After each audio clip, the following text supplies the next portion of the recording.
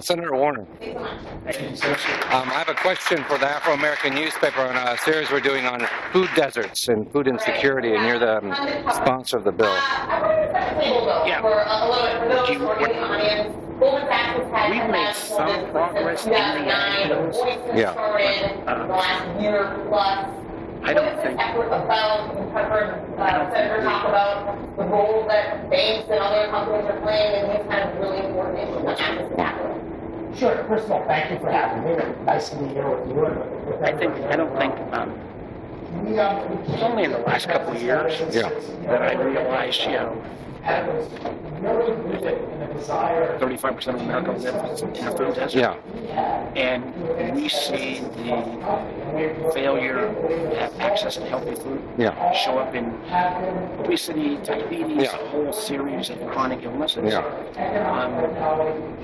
And this was an issue that was not really even that much on the radar. I think amongst hunger experts for a while, but it was just, I think it's burst upon the scene.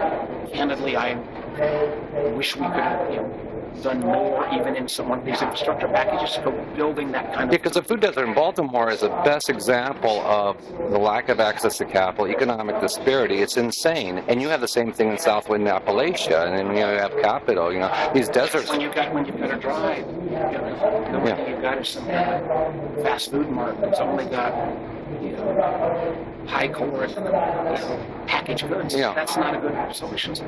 And so you have something like Goldman Sachs who can open up, because in D.C., Giant and Safeway are making more money, and even Shoppers in West Baltimore is making a huge profit because you've got a captive market. So it makes no economic sense. But I do think you're going to need on some of these supports. And one of the things I think that we've not taken full advantage of is kind of the idea of food trucks that offer, whether it's fruit and vegetables or whether it's, meats and fish, that could kind of be portable where we kind of go back to the old school idea of what day is market day? Yeah. Well, maybe in this part of rural America, Wednesday becomes a market day. Because in Baltimore you have the Arabbers who take the market with the Amish carts and stuff directly to the door, and then hackers. So there are solutions on the table. Solutions, but I think we need to push more.